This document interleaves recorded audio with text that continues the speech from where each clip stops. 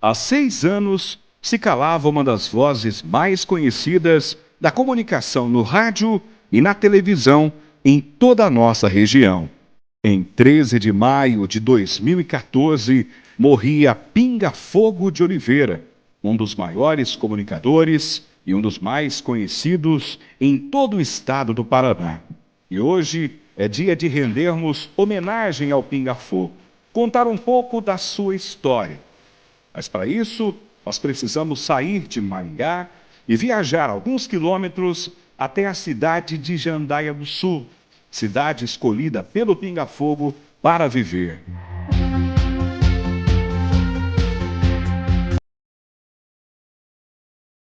E a gente vai começar a acompanhar essa história hoje de um dos locais que o Pinga Fogo mais gostava de passar o final de semana, que é a chácara dele aqui na cidade de Jandaia. Chácara que ele comprou há mais de 20 anos atrás. E nós vamos mostrar para você, o Juliano trouxe a gente aqui, para saber como era o Pinga Fogo fora do ar.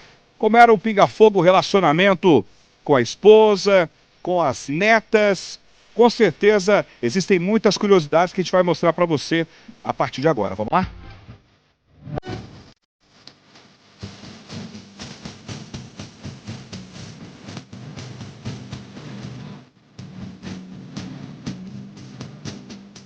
A chácara da família Pinga Fogo fica localizada na zona rural da cidade de Jandaia do Sul.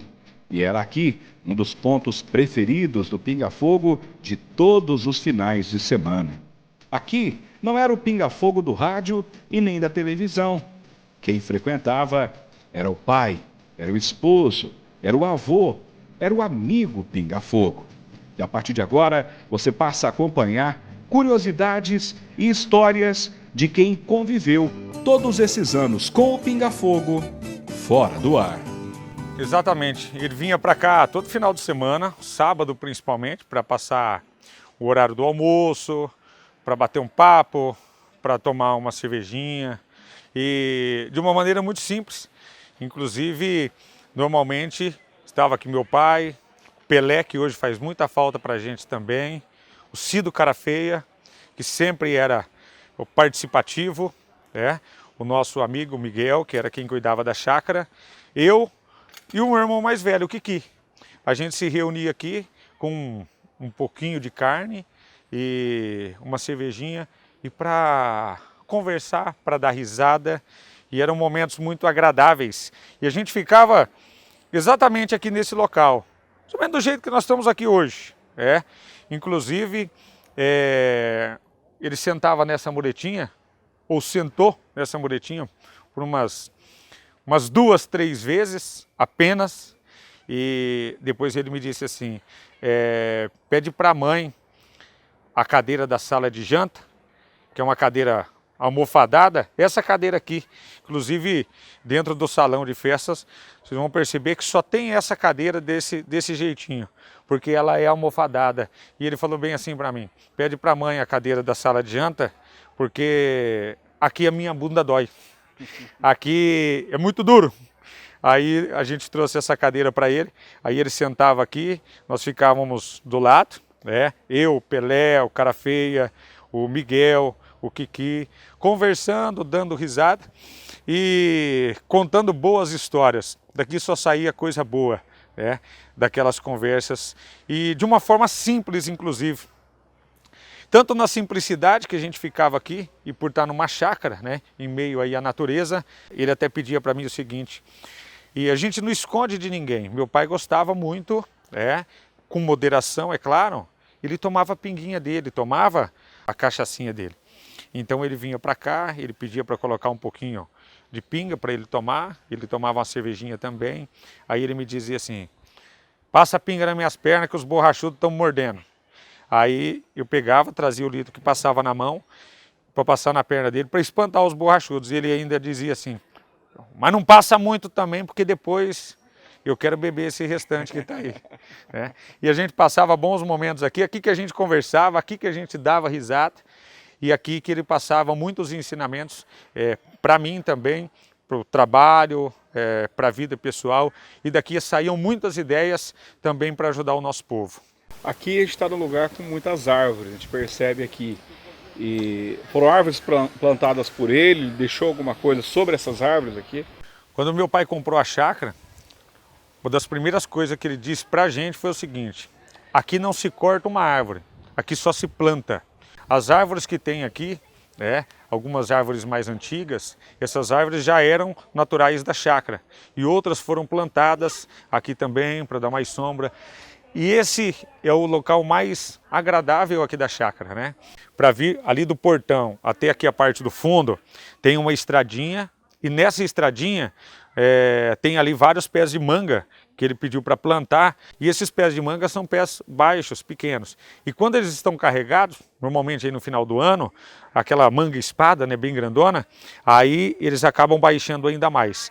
E se você passa aqui com o carro, as mangas ficam batendo em cima. Aí um dia uma pessoa que veio aqui, amigo nosso da família, e disse assim para o meu pai: ô Pinga, precisa cortar o galho lá do pé de manga, porque está batendo em cima do carro. Ele deu uma olhada para ele, olhou para a gente e falou: ó, da próxima vez deixa o carro lá na frente, mas o galho eu não vou cortar não. E ele não cortou, não permitia que ninguém cortasse também.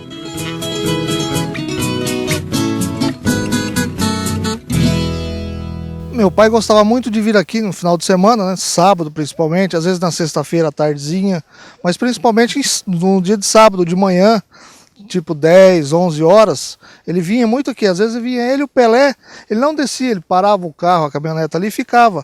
Aí ele ficava observando cachorro, galinha, pato, ganso, que tinha bastante criação. E ele gostava. Ele vinha para contemplar. Ele vinha e ficava lá, ele e o Pelé vendo o que o ganso fazia, o que o cachorro fazia. Aí ele trazia ração, trazia alguma coisa para dar para os animais, e ficava ali 1, 2 horas às vezes, ele olhando e contemplando. Aí ele olhava e falava: não, precisa plantar aqui mais frutos e tal. Aí de vez em quando, até quando eu estava lá em Apucarana, ele ligava, eu tinha uma caminhonetinha. Aí ele ligou para mim e falou: vai lá em Arapongas e tal lugar que eu comprei lá uns pés de fruta lá e tal. Aí fui lá no local, cheguei lá e falei: ó, vim buscar uma encomenda aqui do Pinga Fogo e tal. Aí o cara era laranja, tangerina, pocã, um monte de... Aí vinha, plantava e, nossa, ele ficava, ele gostava. Às vezes ele ficava aqui 1, 2 horas sem nada, só olhando, contemplando. Ele idealizou tudo isso aqui. Isso aqui não era desse jeito quando ele comprou? Não tinha nada não. Era só o pessoal que tinha que plantava e tal. Aí ele fez o campo para molecada jogar bola. Na época até a gente jogava também. Faz muito tempo, né? Mas ele idealizou tudo, todas essas árvores que tem. Teve muitas que já ficaram velhas, já caíram, pode observar. Tudo ideia dele. Ele vinha, olhava e falava.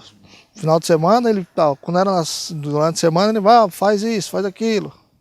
Vamos fazer isso, vamos fazer aquilo. Então, ele preparou um local para os meninos dele, que eram vocês. Para nós, para a família, para os amigos, porque sempre quando também fazia alguma coisa aqui, ele convidava todo mundo. Os vizinhos, o pessoal que trabalhava com a gente aqui em Jandaia, na região, sempre chamava um ou outro, né? Então ele gostava de ficar aqui, de vir. Era a vida dele, final de semana ele ficava aqui. Queria achar o Pinga Fogo, passava na chácara. Quando meu pai comprou essa chácara aqui, pouco mais aí de 20 anos. Foi uma história engraçada também. Ele pediu para o maquinário vir, abrir a estrada aqui dentro da chácara, pediu para fazer uma reforma na casinha de madeira que existia para o caseiro. Colocou o caseiro para morar aqui, o Miguel e também a Maria. Passado dali uns 3, 4 meses por aí, depois da compra, chegou aqui na chácara e não encontrou o Miguel. Perguntou para a esposa dele, para Maria: Maria, cadê o Miguel? O Miguel está do lado de cima ali, Pinga, que ele está plantando mandioca. Ele ficou bravo, mas ele ficou muito bravo. Ele falou: Maria, eu contratei o Miguel para trabalhar para mim e não para ficar plantando no terreno dos outros. Ela falou: não, Pinga, mas o terreno, a parte de cima aí também é do senhor, ele faz parte da chácara. E ele, daquele jeitão dele, que ele não admitia nada, ele disse o seguinte: ô Maria, quem comprou a chácara foi eu, você quer saber mais que eu? A minha parte é só a parte de baixo, da rodovia para cima não é. E durante a semana, o Pelé, que estava sempre junto com ele, foi tirar a dúvida com os antigos proprietários e eles disseram: não, faz parte da venda o alqueire que tem para cima também. Então, toda a chácara, na verdade, ela é dividida pela rodovia, mas a parte de cima também pertencia. Ou seja, ele descobriu depois de 4 meses que na verdade aquela parte de cima também pertencia a ele. Ele até aí teve essa ideia de fazer essa calçada, esse calçadão aqui, embaixo das árvores, porque esse é o local que todo mundo gosta de ficar. É muito agradável, ele não gostava que ninguém ficasse lá dentro do barracão, né? Era simplesmente o pessoal ir lá, fazer a refeição e voltar e ficar embaixo das árvores. Tudo pensado do jeitinho dele, inclusive as cores a gente mantém, que eram as cores tradicionais do Pinga Fogo, a cor amarela. Tanto na casa, tanto na rádio, quanto aqui na chácara também, ainda a cor predomina do jeito que ele sempre quis. Sempre quando eu venho aqui, eu lembro muito do meu pai, por isso a gente vinha no sábado principalmente, e era todo sábado, isso era sagrado, todo sábado, 11, 11h30, a gente descia aqui para a chácara, e não era festa não, era simplesmente um bate-papo, Trazia ali uma carninha, 1 quilo de bisteca, e até meu pai, ele gostava que minha mãe comprasse a bisteca, sempre era bisteca, era a carne preferida dele, porque a bisteca tinha o osso, e o osso a gente podia dar para o cachorro. E os cachorros adoram, Tanto aqui na chácara quanto em casa isso também acontecia. Então, assim, tem muitas histórias dele aqui, as boas lembranças, as histórias cômicas também do Pinga Fogo, Aqui ele dava as bolas fora dele também, sabe? Nesse local ele pediu para o Pelé para ir atrás de um construtor, para fazer uma casa aqui em Jandaia. Aqui começou o projeto da construção da casa. Só que o detalhe é o seguinte, Márcio, ele construiu a casa no terreno errado. O terreno que ele construiu a casa não era o terreno dele, era o terreno que pertencia a uma outra pessoa. E depois que a casa já estava no meio da construção, que o proprietário do terreno viu, falou, Pinga, tá errado. Aí ele falou, não está errado, eu não erro, mas ele errou. Errou em Jandaia, aí fez uma troca de terrenos e tal, e depois lá em Maringá, na construção de um prédio comercial, de novo, ele construiu no terreno errado. Só que lá em Maringá foi mais fácil de resolver, porque o outro terreno também pertencia a ele, mas foi construído no local errado. Esse aqui é um local que a gente desestressa mesmo, Alivia todas as tensões, nos dá força para essa caminhada e no nosso trabalho. Aqui, então, ele falava muito sobre o programa, sobre o que foi durante a semana, sobre o que ia ser na sequência também. Aqui era um chamusco também atrás do outro, mas era um chamusco bom, que era produtivo também. E aqui a gente aprendeu com ele que ninguém é melhor do que ninguém, que nós somos todos iguais, inclusive quando a gente sentava aqui, ele não gostava de ser tratado como o proprietário da chácara, ele gostava que todo mundo fosse tratado da mesma forma. Os companheiros dele que aqui vinham também, todos precisavam ser tratados da mesma forma.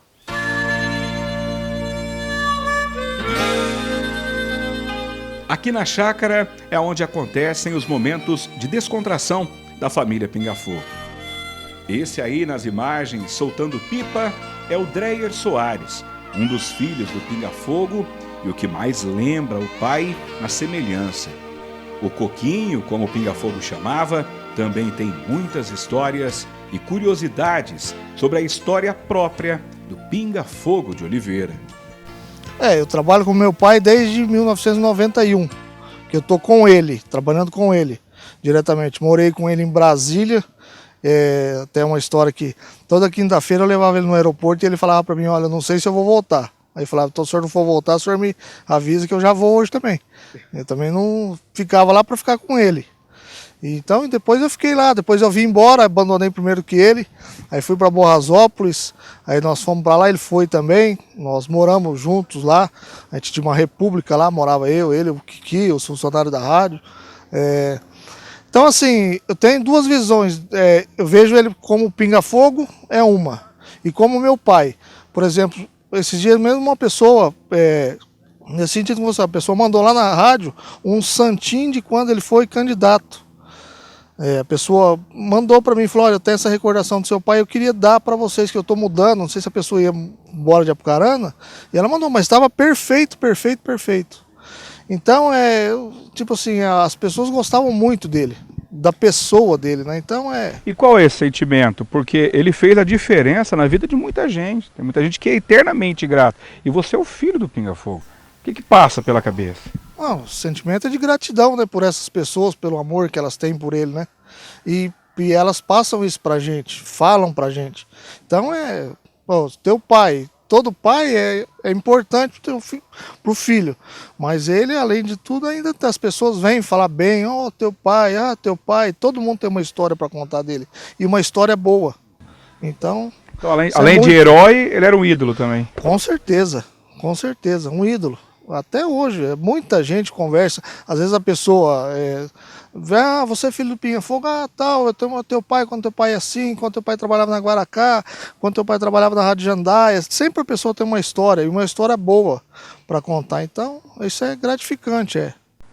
Eu perguntei isso para o Juliano, porque na TV o Juliano ficou como o sucessor do Pinga Fogo na TV. Você administra a rádio de Apucarana, ficou como sucessor dele lá também. Porque ele que administrava depois, antes de vir para Maringá. Como que é isso? É um peso, porque a comparação das pessoas sempre acontece. E vocês têm uma bandeira que vocês não deixam abaixar de jeito nenhum, que é a bandeira Pinga Fogo. E aí, como lidar com isso aí? Não, aí é assim, ele ensinou muito. Então, quando a gente tinha alguma dificuldade, algum problema, ligava para ele e falava, se vira, te vira, faz o quanto que eu resolva, dá teus pulos. Então, você vai tocando e vai. Ele ensinou a pescar. Nos ensinamentos dele. O que é certo, o que é errado, não tem conversa. Então, não atendo, a pessoa quer fazer alguma coisa lá, não, esse tipo de produto, vamos supor, um produto milagroso. Nós não anunciamos e nem conversamos, não atende, a pessoa já fala. Então, é o tipo de ensinamento que ele deixou, que ele ensinava. E a comunicação só vale a verdade, só. Doa quem doer, só vale a verdade. Não negocia a verdade. Não tem conversa. Então, aí fica fácil, né? É só você tocar em frente. 6 anos se passaram. O que mudou, Coquinho? Muitas coisas mudam, né? Mas assim, muita coisa mudou, mas não mudou nada. Porque a gente vive, até hoje fala dele, é como se ele tivesse ido ali. É igual nós estamos aqui hoje, nós estamos falando dele, em casa, no trabalho, conversa com alguém. Então, tipo assim, o Pinga Fogo, o Pinga Fogo. Como eu estou em Apucarana, eu via ele só final de semana, tipo assim, dá essa impressão que final de semana eu vou encontrar ele. Então, ele está presente no dia a dia, todo dia. Então, E vocês vão continuar lutando por isso. Essa marca aqui, a nossa visão enquanto, não só funcionário, mas como telespectador e ouvinte, ela é grandiosa. E vocês carregam ela no nome também. Isso aí é uma missão. Sim, é uma missão. A gente continua e leva, tenta. Apesar de todas as dificuldades hoje em dia, o mundo é outro, né? Mas a gente leva e principalmente honrando o nome Pinga Fogo. Então, o que só coisa correta, coisa certa, procura fazer o máximo possível, honrando o nome dele, o nome que ele construiu, porque não era o nome dele, mas ele adquiriu esse nome, colocaram nele, ele honrou, cresceu, então nós temos que honrar esse nome. Saudade é uma palavra normal, né? Para quem perdeu o pai, a gente sabe disso. Mas a dor às vezes passa, dor da perda, mas a saudade jamais, né? Não, saudade é igual eu tô te falando, todo dia a gente convive com ele, né? Praticamente. Até às vezes eu brinco com a minha mãe e falo, se o pai estivesse aqui e tal. Então não tem explicação, é uma coisa muito difícil, né? A saudade é uma coisa que fica, né? Não passa, né? Não tem explicação, né?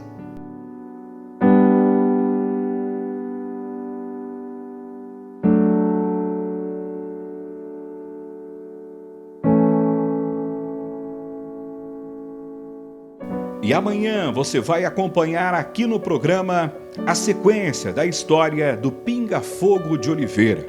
Momentos de emoção. Ele falava muito